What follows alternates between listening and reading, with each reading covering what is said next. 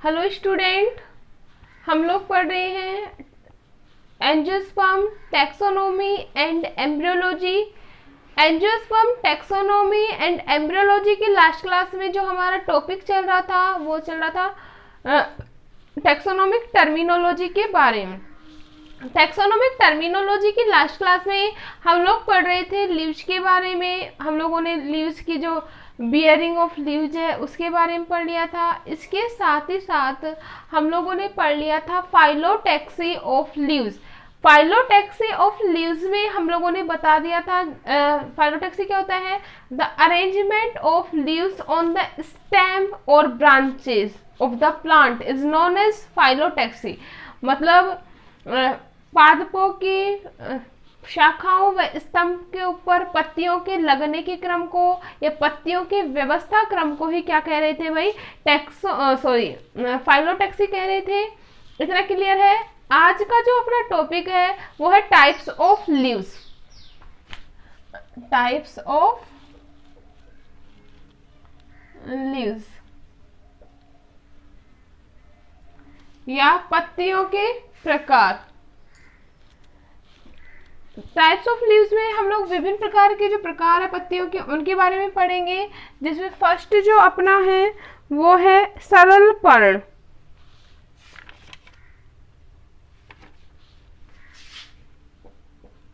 सरल पर्ण नाम ही क्या है भाई, सरल पर्ण मतलब सिंपल लीव्स। जो पत्ती ऐसी पत्ती जो अच्छिन्न कोर होती है, क्या होती है वह पत्ती जो कैसे होती है भाई, अच्छिन्न कोर। मतलब इसके जो कोर हैं वो कटे फटे नहीं होते। अगर कोर कटे फटे भी हैं तो क्या होगा, इनकी जो मध्य शिरा है या जो कटी फटी होने पर भी कटाव जो होता है मध्य शिरा या पर्णवृंत तक नहीं पहुंचता। कटी फटी होने पर भी, सबसे इंपॉर्टेंट लाइन है, कटी फटी होने पर जो कटाव है पर्णवृंत या कहाँ तक, मध्य सिरा तक नहीं फैलता। ऐसी लीव्स को क्या कहेंगे भाई, सिंपल लीव्स। क्लियर है। मतलब ऐसी पत्ती मुख्य रूप से तो कटी फटी नहीं होती, लेकिन अगर कटी फटी भी है तो इसका जो कटाव होगा वो पर्णवृंत या मध्य सिरा तक नहीं फैलता। कौन सी लीव्स कहलाएंगी, सिंपल लीव्स। अगर मैं एग्जाम्पल की बात करूं तो जैसे एग्जाम्पल है पपीता, आम, mango. Mango is the best example of simple leave, और पपाया या पपीता। क्लियर है। नेक्स्ट हम बात करेंगे सेकंड जो अपना टाइप है लीव्स का, वो है संयुक्त पर्ण या कंपाउंड लीव। संयुक्त पर्ण इंग्लिश में बोला जाता है भाई कंपाउंड लीफ। तो हम लोग जान लेते हैं what is compound leaf. Simple से आते हैं, कंपाउंड मतलब संयुक्त। मतलब संयुक्त का मतलब पत्ती अच्छिन्न कोर भी हो सकती है या कटी फटी भी हो सकती है। पत्ती कैसे हो सकती है, अच्छिन्न कोर भी हो सकती है और कटी फटी भी हो सकती है। इसके साथ ही साथ इसका जो कटाव होता है वो मध्य सिरा तक पहुंच भी जाता है या नहीं भी पहुंचता। संयुक्त का मतलब मिश्रित रूप से, ठीक है। तो कटाव जो होगा मध्य सिरा तक पहुंच सकता है या पर्णवृंत तक पहुंच सकता है। तो ऐसे पर्ण को क्या कहेंगे, संयुक्त पर्ण। जब कटाव मध्य सिरा तक पहुंचता है या पर्णवृंत तक पहुंचता है तो इसे डिवाइड कर देता है दो या अधिक लीफलेट्स में। कटाव कहाँ पर पहुंच गया भाई, मध्य शिरा, ठीक है। तो पत्ती को कितने पार्ट्स में डिवाइड कर देगा, दो लीफलेट्स में। दो लीफलेट में मतलब पर्ण फलकों में क्या कर देता है, विभक्त। दो में या दो से अधिक पर्ण फलकों में क्या कर देगा भाई, विभक्त कर देता है। तो ऐसे जो लीफ होगी वो कैसी होगी, कंपाउंड लीफ। एग्जाम्पल की बात करें तो एग्जाम्पल है जैसे मटर। मटर कुल के पादपों में मटर में जो लीफ पाई जाती है वो कैसे पाई जाती है, कंपाउंड लीफ पाई जाती है। क्लियर है। अब जो नेक्स्ट अगर हम बात करें तो नेक्स्ट अपनी हस्ताकार पर्ण, हस्ताकार संयुक्त पर्ण, हस्ताकार संयुक्त पर्ण, ये भी किसका को टाइप है भाई, कंपाउंड लीफ का। हस्ताकार का मतलब क्या होता है, पाम शेप। हस्ताकार का मतलब क्या होता है, हस्त का मतलब क्या होता है हथेली या हाथ के आकार की लीफ की क्या होती है, संरचना होती है, तो उसे क्या कहेंगे, हस्ताकार संयुक्त पर्ण। मतलब अगर हम बात करें पत्ती के पर्णक पर्णवृंत अग्र सिरे पर जुड़े हुए हो,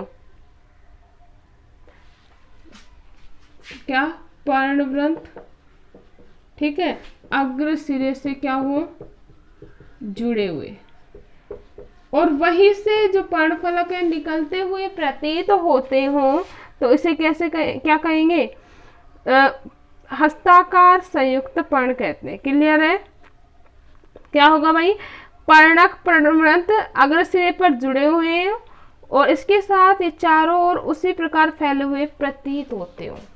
पर्णवृंत और पर्णक किससे जुड़े हुए हैं, अग्र सिरे से जुड़े हुए हैं, ठीक है, और उसी बिंदु से निकलते हुए क्या हो रहे हैं, प्रतीत हो रहे हैं, तो उसे क्या कहेंगे, हस्ताकार संयुक्त पर्ण। क्लियर है। नेक्स्ट हम बात करेंगे एक पर्णी। एक पर्णी का मतलब किसमें क्या पाया जाएगा, एक पर्णक पर्णवृंत के साथ जुड़ा होगा। एक पर्णी, एक पर्णी मतलब एक का मतलब एक, पर्णी का मतलब पर्णवृंत, ठीक है। तो जब पत्ती में एक पर्णक किसके साथ जुड़ा हुआ हो भाई, पर्णवृंत के साथ जुड़ा हो, पर्णवृंत के साथ जुड़ा हुआ हो, तो ऐसी पत्ती क्या कहलाएगी, एक पर्णी। जैसे एग्जाम्पल की बात करें सिट्रस, एग्जाम्पल क्या होगा भाई, सिट्रस। क्लियर है। नेक्स्ट अगर टर्मिनोलॉजी की हम बात करें तो है द्विपर्णी।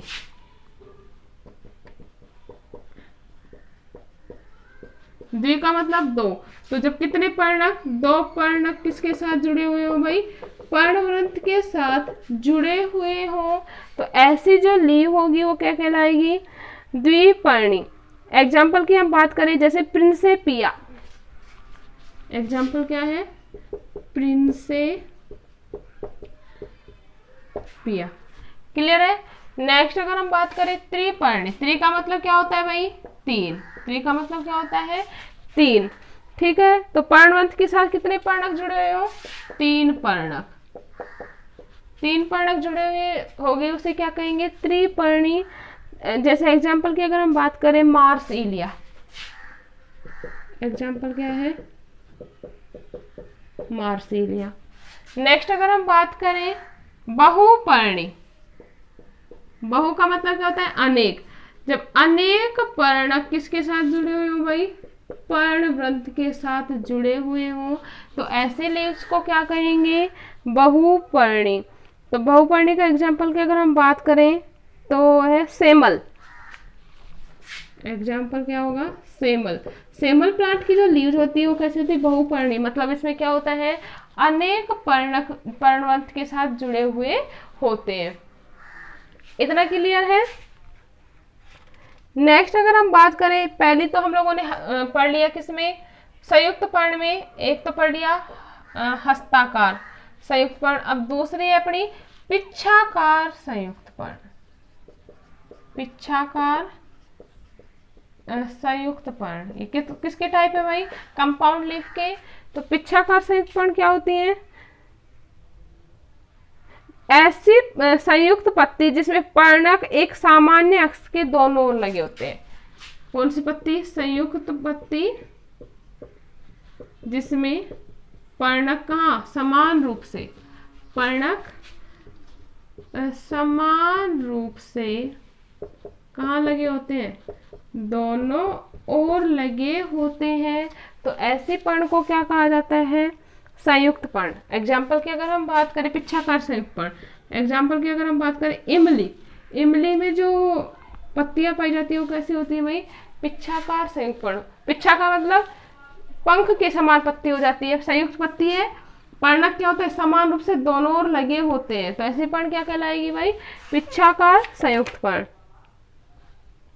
क्लियर है। अब पिच्छाकार संयुक्त पर्ण को भी अनेक प्रकार में बांटा गया है। जैसे हम बात करें एक पिच्छ की, तो एक पिच्छ की में क्या होगा, ऐसी संयुक्त पिच्छाकार पत्ती जिसके पर्णक सीधे किसके साथ, मध्य सिरा के साथ जुड़े हुए हो, मध्य सिरा के दोनों ओर, तो उसे क्या कहेंगे, एक का मतलब सिर्फ कितना पिच्छक पाया जाएगा भाई, एक पिच्छक पाया जाता है, ठीक है। तो ऐसी पत्ती को क्या कहेंगे, एक पिच्छाकार। इसी के प्रकार अगर हम बात करें द्विपिच्छकी या समपिच्छकी की, तो उसमें क्या होगी, पर्णकों की जो संख्या होती है वो समान होती है। सम का मतलब क्या होता है, समान, तो पर्णकों की जो संख्या होगी वो कैसे होगी, समान। जैसे हम बात करें इमली, ठीक है। द्विपिच्छकी की बात करें, मध्य सिरा द्वितीयक अक्षों को बनाती है, जिस पर क्या लगे होते हैं, पर्णक लगे होते हैं, ठीक है। तो ये क्या था हमारा टाइप्स ऑफ लीव्स। क्लियर है। द्वि का मतलब दो पिच्छकी, दो पिच्छाकार पर्ण बनेंगी उसमें, थ्री का मतलब तीन, ठीक है। इस प्रकार पिच्छाकार पर्ण को भी अनेक भागों में क्या किया गया है, डिवाइड किया गया है। तो अपना ये क्या था, टाइप ऑफ लीव्स। क्लियर है।